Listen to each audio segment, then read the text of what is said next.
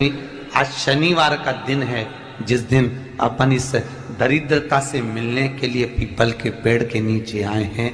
हिंदू धर्म में ये दिन पीपल के वृक्ष के लिए पूजनीय होगा। जो भी शनिवार के दिन पीपल के वृक्ष की पूजन करेगा, दूध चढ़ाएगा या मिष्ठान का भोग लगाएगा, लक्ष्मी और नारायण उसके घर में प्रवेश कर जाएगा।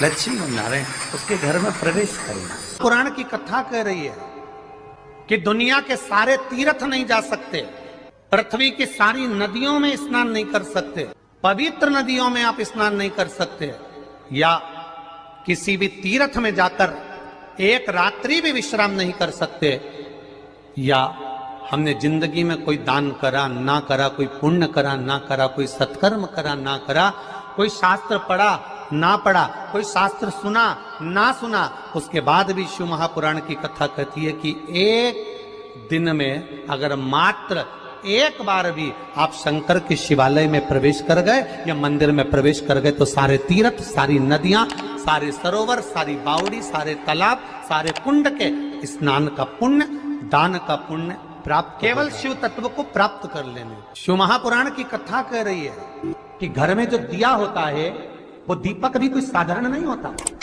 उस दीपक की भी महत्वता है, उस दीपक का भी वर्णन है। एक बात बहुत अच्छे से सुनिएगा, शायद आपकी जिंदगी को सवार, शायद आपके जीवन को। मेरी जीजियों, मेरे जीजाओं, मेरी बेटियों, बेटाओं, कभी मौका लगे, शंकर भगवान के शिवलिंग के पास में आप बैठे हैं।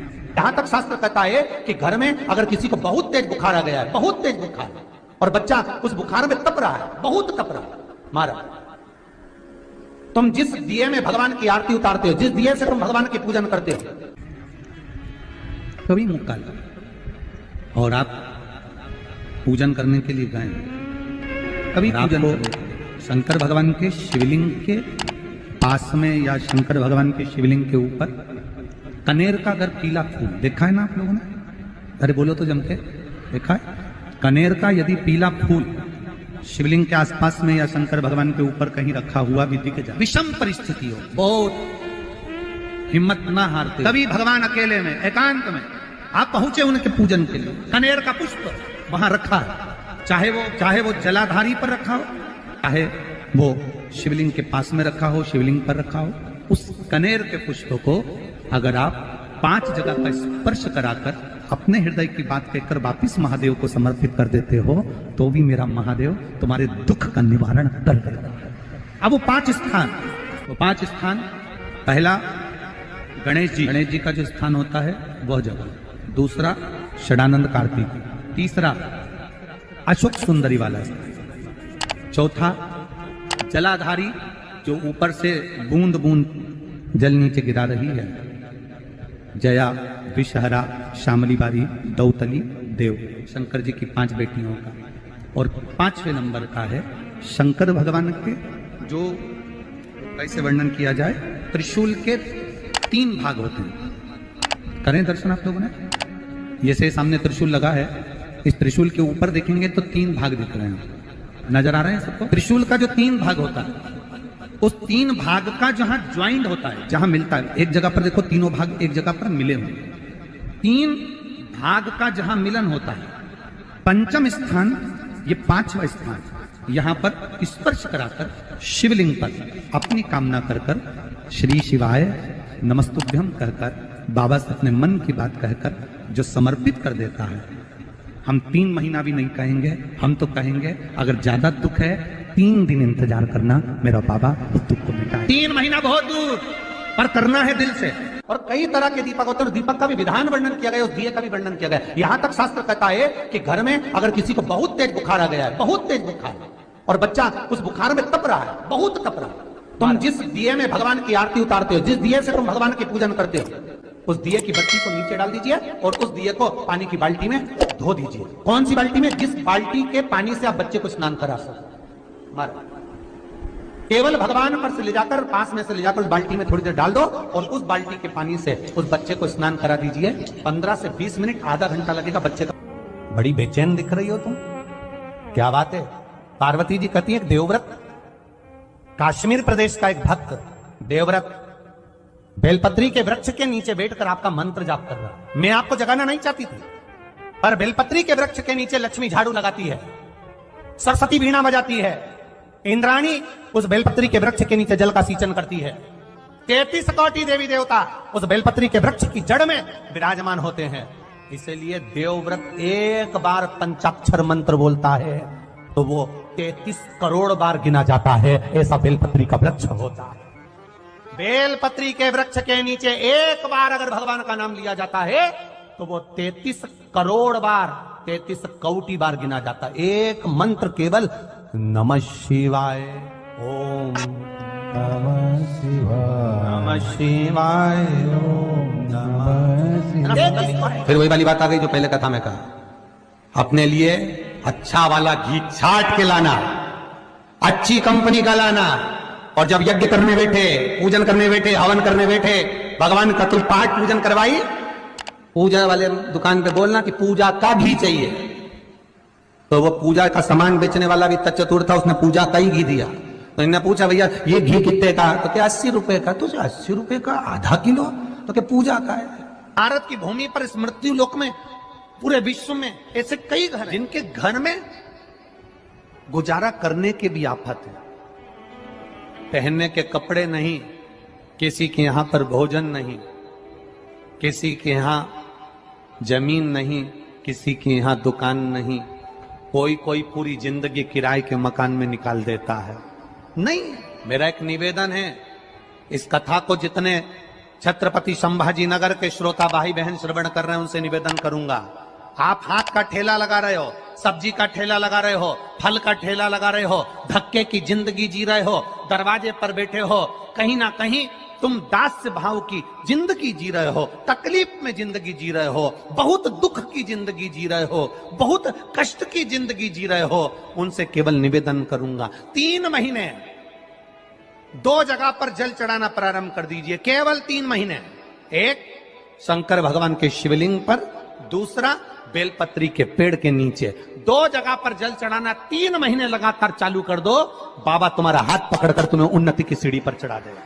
हमें कोई चमत्कार करना नहीं आता, और ना हम कोई तंत्र विद्या या मंत्र विद्या जानते हैं, ना हमारे पास में बेल है, ना हमारे पास में भभूति है। हमारे पास में तो केवल शिव का नाम है। आप श्री शिवाय नमस्तुभ्यं बोलो, ओम नमः शिवाय बोलो, नमः शिवाय बोलो, चाहे महामृत्युंजय मंत्र बोलो, उसका स्मरण करते करते भगवान शंकर के शिवलिंग पर जल, और उसी पात्र में जो जल तुमने शंकर जी को चढ़ाया उसमें से बचा हुआ थोड़ा सा जल बेलपत्री के पेड़ के नीचे चढ़ाना प्रारंभ कर दो। अलग से बेलपत्री के पेड़ के नीचे चढ़ाने के लिए अलग से लोटा भर के जल जरूरत नहीं पड़ेगी। जो तुमने शिव जी को जल चढ़ाया, जो तुमने देवाधिदेव महादेव को जल चढ़ाया, बस उसी पात्र का जल शंकर जी को चढ़ाओ, उसमें से बचा हुआ थोड़ा सा जल बेलपत्री के वृक्ष के नीचे चढ़ाना प्रारंभ करना। कौन सा बेलपत्री का वृक्ष? जिसकी छाया आपके ऊपर आ रही हो। शिव महापुराण बड़ी सुंदर बात कहता है, ध्यान दीजिएगा। जिस बेलपत्री का पौधा तुम्हारे सिर का, और ये दोनों हाथ ऊपर कर लो, अपन खड़े हुए और खड़े होकर दोनों हाथ ऊपर करें, इतना बड़ा बेलपत्री का पौधा है, उस बेलपत्री के पौधे की पत्ती को कभी तोड़कर शंकर जी को नहीं चढ़ाना चाहिए। ध्यान रखना, कितना बड़ा पौधा। आप खड़े हो जाओ और खड़े होने के बाद आपका हाथ ऊंचा कर लेना, इतना बड़ा पौधा है, उस पौधे की पत्ती बेलपत्री को तोड़कर शंकर भगवान को कभी नहीं चढ़ाना। शंकर भगवान को उस बेलपत्री को, उस वृक्ष की पत्ती को तोड़ना चाहिए जो वृक्ष तुम्हारे हाथ से थोड़ा सा ऊंचा हो, जिसके लिए तुम्हें हाथ और ऊंचा करना पड़ रहा हो। जैसे एक बच्चा अपनी मां की गोद में बैठने के लिए दोनों हाथों से उचकता है, आवाज लगाता है, उचकता है, आवाज लगाता है, हाथ ऊपर करता है, तो मां उस बच्चे को गोदी में ले लेती है। उसी तरह उस बेलपत्री के वृक्ष की पत्ती तोड़ना चाहिए जिसने थोड़ी उन्नति कर ली हो, जो थोड़ा ऊंचा हो गया हो। तुम उसको पाने का प्रयास करो तो भगवान भी तुम्हें अपनी गोदी में ले ले। ऐसे वृक्ष की तुम छोटा सा पौधा, बिल्कुल जरा सा पौधा, उसी की पत्ती तोड़कर महादेव को चढ़ाओ। यदि बेलपत्री का पेड़ आपके यहाँ है और मान लो कई लोग बेलपत्री गमले में लगाते हैं या छत के ऊपर लगा देते हैं, बेलपत्री का वृक्ष जो होना चाहिए वो घर के ठीक पीछे या बेलपत्री का वृक्ष अगर पीछे नहीं है तो आप अपने घर से जब बाहर निकलते हैं तो राइट हैंड की ओर बेलपत्री का वृक्ष होना। आप जब घर से प्रवेश कर रहे हैं बाहर की ओर निकल, वो सुख का अनुभव करें। यदि घर से निकलते समय बेलपत्री का पेड़ लेफ्ट में अगर आता है, आप जिस घर से निकल रहे हो लेफ्ट में अगर बेलपत्री का पेड़ आता है तो आप 1 रुपए कमाएंगे, 1.25 रुपए खर्च होगा, पैसा हाथ में टिकेगा नहीं। घर में 10 लोग भी कमा रहे हैं तो पैसा घर में दिखेगा नहीं, आएगा जरूर, सारे काम होंगे पर टिकेगा नहीं। यदि लेफ्ट राइट भाग का बेलपत्री का वृक्ष घर में लगाओ तो घर के पीछे के हिस्से में लगाओ, और ऐसी जगह नहीं लगाना कि जहां पर बेलपत्र में गंदा पानी जाए या कोई गंदी वस्तु। 33 करोड़ देवी देवता बेलपत्री के पेड़ के नीचे सोमवार के दिन, कोई रविवार के दिन, कोई मंगलवार, कोई बुधवार, कोई गुरुवार, कोई शुक्रवार, कोई शनिवार के दिन बेलपत्री के नीचे आकर 33 करोड़ देवी देवता हो तब करते हैं, साधना करते हैं। एक बेल जोखी ऐसी होती है, शंकर पर अगर चढ़ी हुई है तो वापिस उतार कर धोकर फिर शिव को चढ़ा सकते।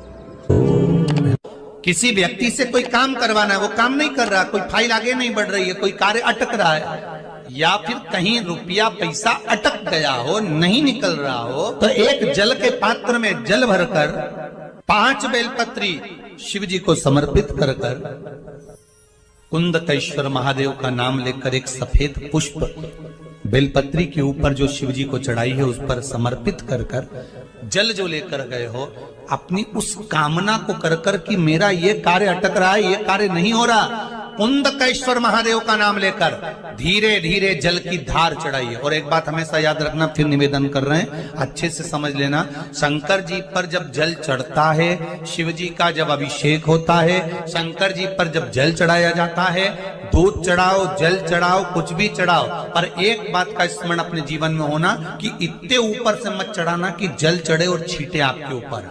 बहुत ध्यान दीजिएगा। हाँ, तो यहाँ तक वर्णन करा गया है कि शंकर जी का जल चढ़ा हुआ जहां से बहकर जाता है ना, उसको लांगा तक नहीं जाता।